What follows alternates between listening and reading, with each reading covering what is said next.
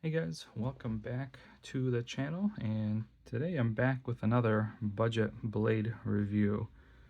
Kizer does it again. They once again launched one of their 50% off deals on a variety of their knives, so I couldn't resist, and I picked up this bad boy for about, I think it was like, what, 85, so it was a little, about 45 and change, I think is what this one set me back, so not bad at all. And it's a very cool knife. So this one actually is all copper, so it's just got some heft to it. We're going to measure here in a second, but it's definitely a hefty. I mean, you feel this knife in your hand and in your pocket, but it's pretty cool. It's obviously all copper handles, and it's got a bit of some kind of paint. I think it's like painted or coated. I'm not really sure, to be honest, but I almost wish it wasn't, because I would have much better kind of seen the color copper, but you can kind of see it protruding here from the edges as it's starting to wear. I actually scratched it already right here, so you can kind of see the copper being exposed, but very cool. I like to have just like kind of a, I would consider more of like a showpiece. I mean, it's kind of heavy to carry, but I don't know, I think just having copper handles is kind of cool. Now, the one thing that kind of surprised me on this knife is that obviously doesn't have like the flipper option on top like some knives do. So it's just like this, but it comes out so quick. I really thought that this was spring loaded, and it also goes down so easily. And it's not spring loaded. I mean, I don't know how, like, why it just flies open so easily, but this thing just like comes out springing. I have a spring loaded one here somewhere. Hang on a second. So I have this one, which is spring loaded, and it comes out almost the same, but this one you can kind of see, you can feel the spring. You know, you can kind of see the spring action right there. See, kind of, so that this is a spring loaded one, but it comes out with kind of the same kind of velocity as this one. See, look at that. Like, I just flick it and it just goes flying out, but no spring. It's so, I don't know what kind of bearings they're using, but this thing is just kind of one of the easiest knives to deploy that doesn't have any kind of like like the axis lock. Obviously those are kind of different, but it almost reminds me of the Spyderco, but that one's got that little loop to get your finger behind, where if I took like this one, it doesn't fly out as easily.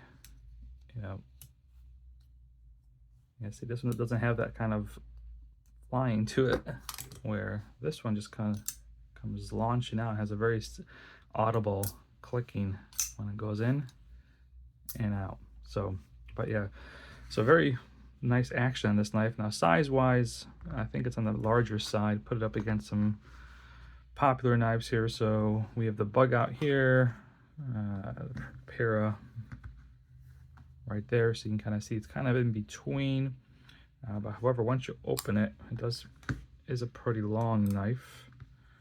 So you can kind of see it's kind of on almost the same kind of length with like the Para 2.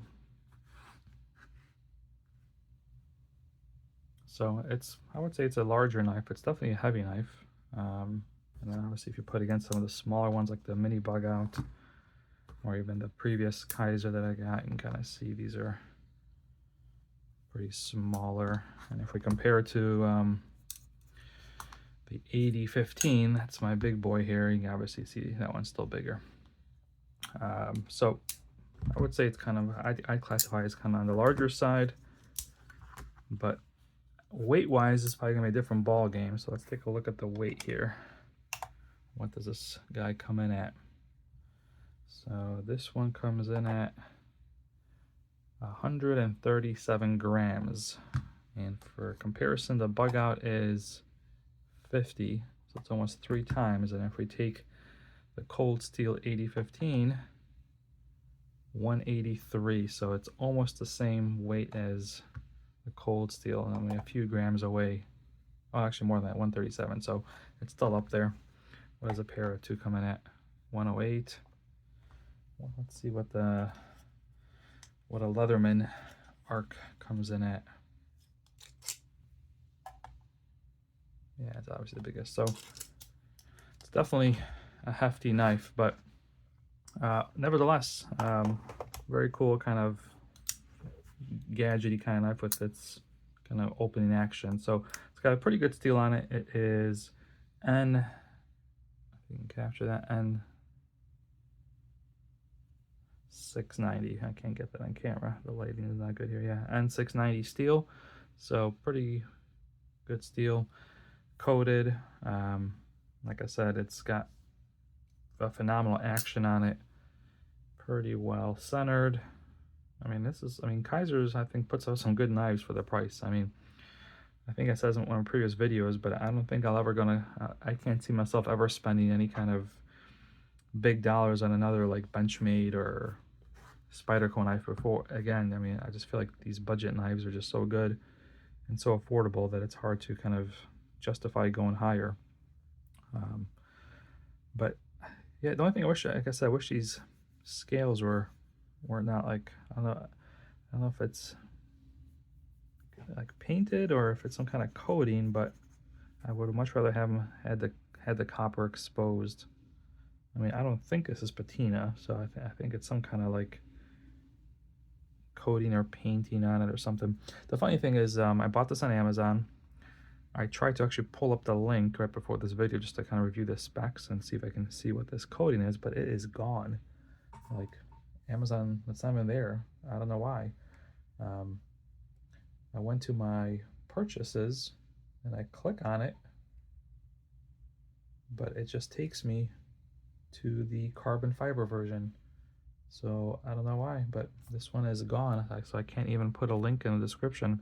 I'll put a link to the carbon fiber equivalent of it, but unfortunately, I don't know why, but this copper version is gone. So can't even share the link, but very cool knife, like I said. But my favorite thing is the action on it, just how easily it opens up and how easy it kind of just goes.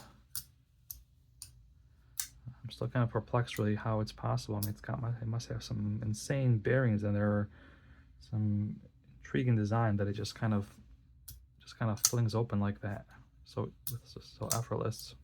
I mean, maybe it's just me. I've never had a knife that just opens that quickly that wasn't spring loaded. Like I said, you know, that's why it reminded me of this one. All right, well, that's just a quick little showing of my newest toy. Thanks for watching, and I will catch you on the next one. Take care.